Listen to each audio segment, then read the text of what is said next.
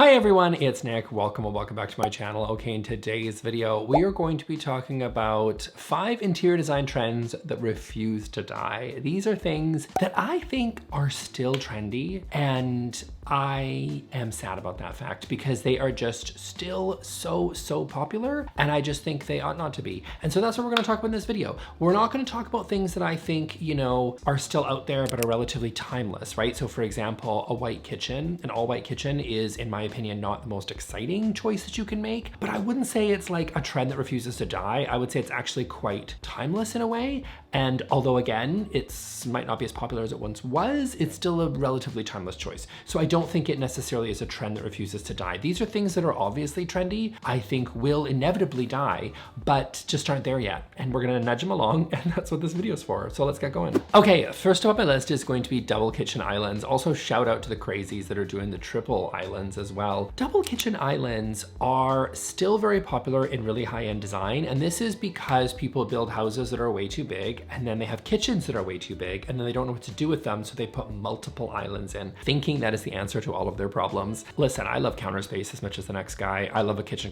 top counter appliance. I love counter space. I don't have enough in this house, but that's not really the point of the story. But I would say that adding a science lab into your classroom, like of a kitchen, is not a good idea. Like that's what these feel like to me. They feel like science classrooms where you've got these big, ginormous, I think is the word I'm gonna use, islands that there's always multiple, and they are always, they're just excessive. They're excessive for what you need.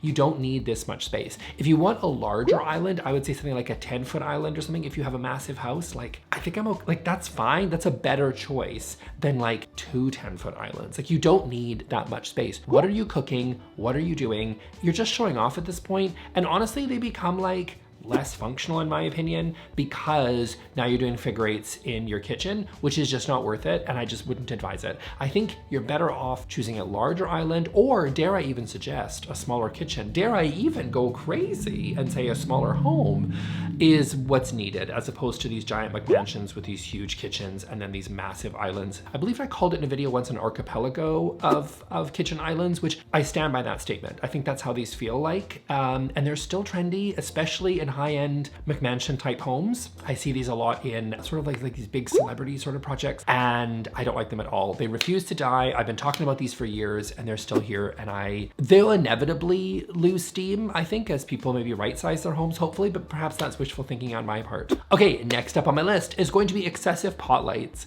So not every solution to lighting's problems is going to be pot lights, but it feels like all builders didn't get the memo on that, and they've just decided to put pot lights everywhere. You can have too much of a good thing. Arguably, they're not even that good of a thing, but you just get so many pot lights in new builds, and I just feel like this is a trend that has been going on for a while, rather than being a little touch more creative with our lighting sources. Now, I will say that I'm seeing this huge surge in floor lamps and table lamps and accent lighting, which is fantastic. I'm a huge fan of that because I think that's great. I think that's great lighting design because you're getting varied lighting sources around your space. It's gonna create something really cozy and warm and comfortable, assuming you choose the right lighting temperature. And that really makes a big difference and makes a place look really stunning. But some of these brand new builds that are coming out, and I'm looking at you builders, I'm looking at you contractors that are putting in just so many of these pot lights all over the place, especially in basements. They're down lighting, they're never attractive. It always creates harsh shadows in your space.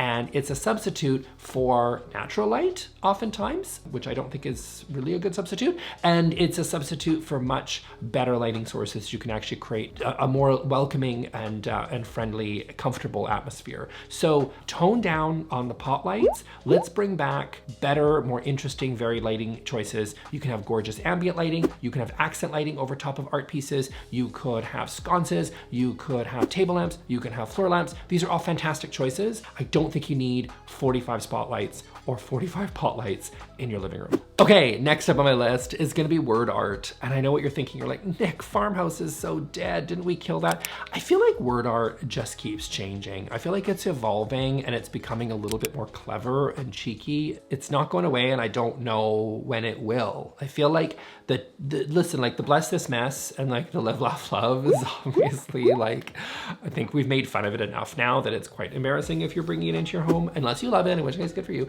But I think if you are trying to create a space now, I think you're like, okay, how can we do this in a way that's a little bit cheeky and a little bit fun? And I just think that it's not cheeky or fun, generally speaking. So some of these feel like they're like trying to be really clever. I think like maybe there could be some room for them, possibly. No, I take that back. I don't think these are ever really a good idea. It's not a substitute for real art. Listen, but if you like, again, like if it feel like it represents your personality and it's like maybe a movie poster and it's got some words on it or something, like I guess I'll allow it. But I just feel like word art is never going away. I feel like it doesn't matter what it is. A new generation just redefines word art. I feel like the Gen Zs have their own version of word art just because the boomers had their own version of word art. And it just kind of keeps cycling over and over and over again. The millennials had our version of, like, we just all seem to have our own version of these word arts. Instead of, unpopular opinion, perhaps as it may be, we should just have less words on art, which is what I'm saying. Okay, next up on my list, and I feel bad about this one because I know people work hard on these, and that is the geometric accent wall. I could have just said accent walls in general because they also refuse to die, but I'm gonna give a shout out, a special shout out to the geometric accent wall because it has been the accent wall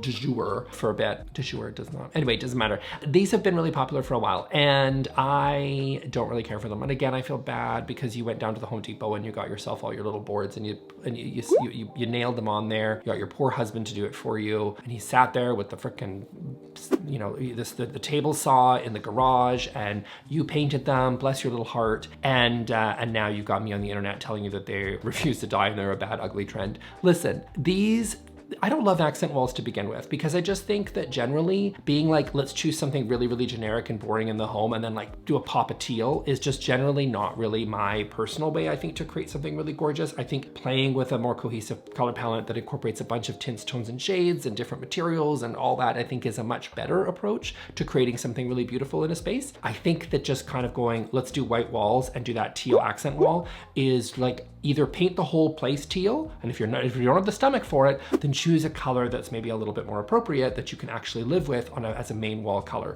I think that's going to be a much better decision that is going to create something a little bit more beautiful as opposed to the accent wall. The geometric accent wall is adding busyness on top of the sort of brightly colored accent walls that just, again, refuses to die and has been around for like 15, 20 years. This one goes in and out of fashion. So sometimes it might be like a wallpaper wall, and then sometimes it might be the wood slat walls even perhaps a little bit, which people maybe overdid and weren't particularly style appropriate for most people's suburban homes. And then there's of course just the plain old like big old, you know, teal wall or the yellow wall or the hot pink wall or the lime green wall or whatever people do. But the current one that's really popular is the geometric, and this one won't go anywhere and I'm ready to say goodbye to it. I never really liked these ones, but they refuse to die and they're still popular and still people are still doing them. Bless you in the suburbs, you still keep having a good time with this one, and I just think it's time to ditch it. Okay, and then next up on my list, and you guys knew this was coming. If you have watched the Nick Lewis video, you knew this was coming, right? This is a trend that is so popular and has been and continues to be and refuses to die, even though I'm trying my best. And that is, say it with me, you know it's coming, open shelving. Of course it was open shelving, because open shelf, I have literally had a problem. It's not that I hate open shelving, okay? It's not that I think all open shelving is bad. There is some room for it. I just think if you're going to have some degree of open shelving in your space, expect to style it appropriately. Do you know what I mean? Like, it's there to be displayed. It's there to put beautiful books, or it's there to put your little figurines, or who has figurines? Your whatever, knickknacks. I don't know what you have. Like maybe you're into camera stuff, so you got a little camera there. You got some books there. You got a little vase. You got a little candle. You got a little whatever you got. I don't know because I don't know you. But whatever you've got there, you're styling it appropriately and not putting a bunch of ugly stuff, putting on open shelves. Now, when I say open shelving, I'm including lots of things. I'm talking about open shelving in the kitchen.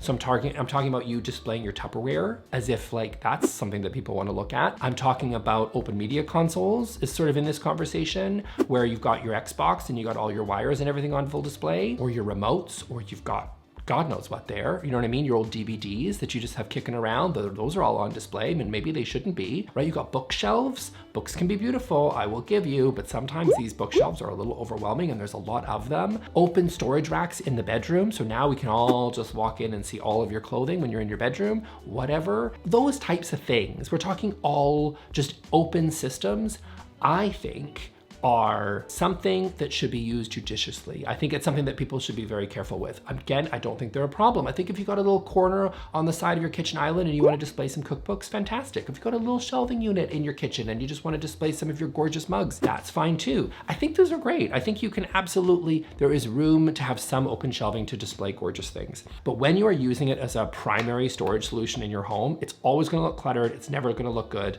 This is why I think that open shelving will ultimately die a death, but it has not died yet, and it refuses to die because I don't know why people didn't get the memo.